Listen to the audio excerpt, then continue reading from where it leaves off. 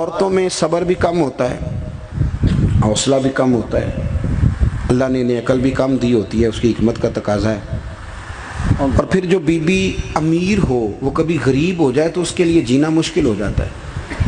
غریب آدمی امیر ہو جائے تو گزارا ہو جاتا ہے، اور خدا نہ خواستہ امیر اگر غریب ہو جائے مشکل ہوتی ہے۔ سیدہ طیبہ طاہرہ حضرت ختیجہ الکبریٰ رضی اللہ تعالیٰ عنہ مکے کی ملکہ تھیں۔ آپ فرماتی ہیں 20 نوکرانیاں تھیں میرے گھر میں۔ توجہ ہے میری بات پر؟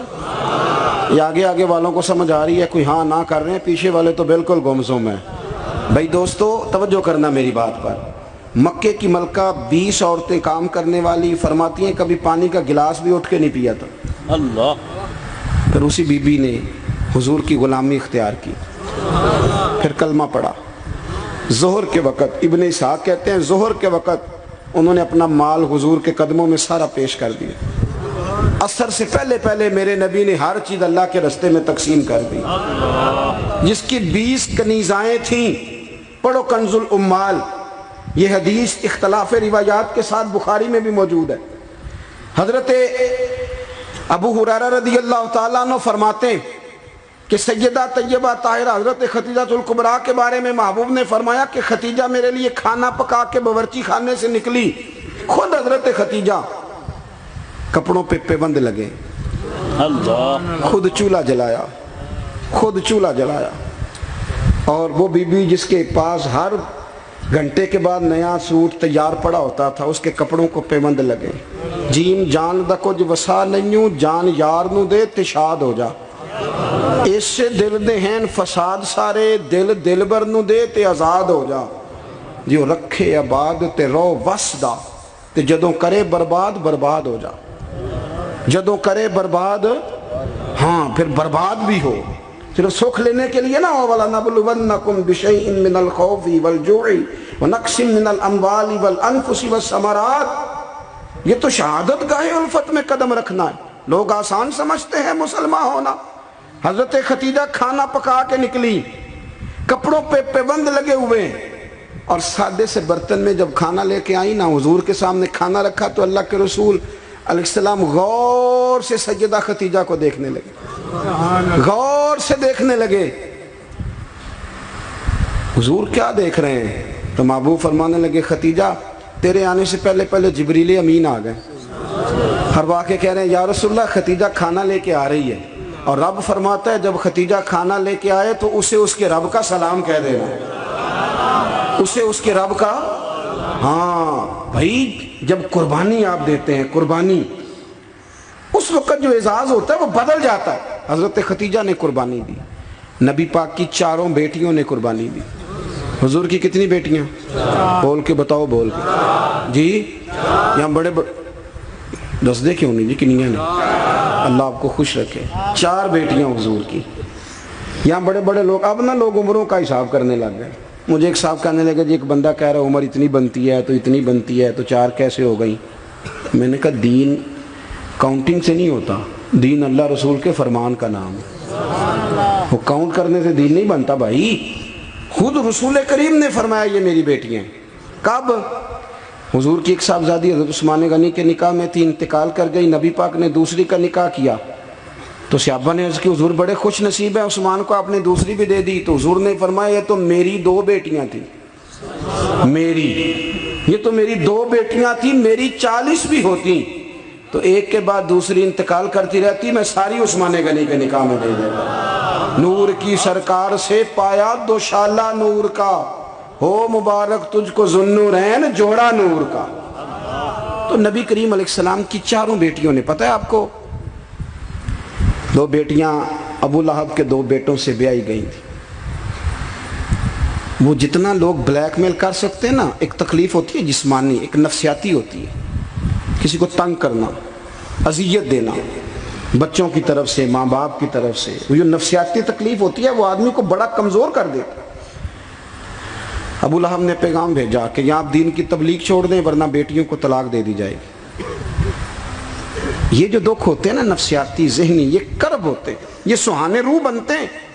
ابھی نکاح ہوا تھا، رخصتی نہیں ہوئی تھی، یہاں آپ تبلیغ چھوڑیں طلاق دے دی جائے گی، میرے حبیب کریم نے فرمایا جو تیرا دل میں آئے کر، لیکن میں پیغام دین لے کے آیا ہوں تو یہ پیغام میں دیتا ہی رہوں گا۔ ان شہزادیوں نے قربانی دی، اصرار کیا، انہوں نے قربانی دی، طلاقیں مل گئی۔ حضرت زینب حضور کی بڑی صاحبزادی، سب سے بڑی شہزادی نبی کریم کی، ان کی بیٹی کے بارے میں صحیح بخاری کی حدیث ہے، صحابہ کہتے ہیں وہ حضور کی سب سے بڑی نواسی تھی جناب زینب کی صاحبزادی۔ جب حضور نماز پڑھنے آیا کرتے تھے تو انہیں ساتھ لایا کرتے، اور حضرت ابو دردہ کہتے ہیں میں نے اپنی آنکھوں سے دیکھا کہ جب حضور قیام میں کھڑے ہوتے تو بیٹی کو دونوں ہاتھوں میں رکھ، میری طرف دیکھیے جی، بیٹی کو دونوں ہاتھوں میں رکھ لیتے، اور جب حضور رکوع اور سجدے میں جاتے تو بیٹی کو نیچے کھڑا کر لیتے۔ حضرت زینب، ان کے بچے بھی تھے پہلے، جناب عمر بن عاص کے ساتھ ان کا نکاح بھی ہوا تھا۔ میری باتوں کی سمجھ آ رہی ہے آپ حضرات کو؟ مجھے دوست کہہ رہے تھے ذرا تقریر لمبی کرنا، میں نے کہا لمبی تو میں کرتا ہی نہیں، خیر الکلام ما قل و دل۔ لمبی تقریر، اعلیٰ حضرت رحمۃ اللہ علیہ نے لکھا ہے کہ کسی بندے نے کسی کا وقت ضائع کیا تو اس نے بھی قیامت میں حساب دینا ہے۔ کوئی بات کھینچ کے کر لی جائے، کسی کو ذرا آگے لے جایا جائے، کسی کو پتہ ہے نا ہمارا نعت کا کہتا ہے میں آخری شعر پڑھن لگا تو میں کہنا ایک باری پڑھی جی، ایک شعر 17 باری پڑھیے تو آخری نہیں ہوں، میں 2 شعر پڑھنے میں کہ 2 باری پڑھی۔ اب ایک اور بیماری بھی لگی ہے، ایک جگہ میں حاضر تھا تو کہنے لگے حضرت صاحب میں تو انواج ایک نواں کلام سنانا ہے، میں کہ تو مہربانی کر کے مینوں کو پرانا ہی سنائی، نویں بعد سوارے بھی کرنے پیندے نے، پرانا سنا کوئی پیر میر علی شاہ صاحب کا سنا، اعلیٰ حضرت بریلوی کا سنا، مولانا حسن رضا کی کوئی بات سنا، یہ کیا بات ہوئی؟ آمدام برسر مطلب جناب زینب گھوڑے پہ بیٹھی تھی، حبار بن اسود، حضرت زینب کے پیٹ میں بچہ تھا۔ ہمارے ہاں نا مکھی ماری جاتی ہے، حضور کے سارے خاندان نے قربانی دی ہے، سارے خاندان، توجہ رکھنا بات پر۔ جناب زینب کے جسم اطہر میں اولاد تھی، بچہ تھا۔ حبار بن اسود نے نا وہ بیٹھی تھی گھوڑے پہ تو نیزہ مارا، گھوڑے پر یا اونٹ پر، گھوڑے کو نیزہ مارا، گھوڑا تیز دوڑا، جناب زینب گھوڑے سے گر گئی، ان کے پیٹ میں بچہ تھا، ضائع ہو گیا۔ پھر وہ کافی دیر علیل رہیں، اسی بیماری سے ان کا وصال ہوا، وہ شہید ہوئی۔ بڑی تکلیف ہوئی نبی کریم کو، بڑی تکلیف۔ فتح مکہ کے موقع پر نا حبار بن اسود کلمہ پڑھنے آیا، سیرت ابن حشام والے کہتے ہیں جب وہ آیا تو اس نے چہرے پہ کپڑا رکھا ہوا ہے، نبی کریم علیہ السلام کی بارگاہ میں حاضر ہوا تو حاضر ہو کے نا عرض کرنے لگا یا رسول اللہ صلی اللہ علیہ وسلم کو بہت بڑا دشمن بھی آئے تو معاف کر دیتے ہو؟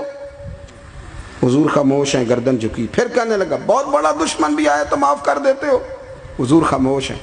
تیسری دفعہ اس نے چہرے پہ نقاب ڈالا تھا نا، حضور بڑا دشمن بھی آئے کلمہ پڑھے تو معافی ہے؟ حضور نے چہرہ اٹھایا تو آنکھوں میں آنسو تھے۔ حضور فرمانے لگے حبار یہ چہرے سے کپڑا ہٹا، بیٹیاں بھولا نہیں کرتی، تو کلمہ پڑھ میں تجھے بھی معاف کرنے کو تیار۔ بیٹیاں بھولا نہیں کرتی، تو پڑھ کلمہ۔ پورے خاندان نے قربانی، پورے۔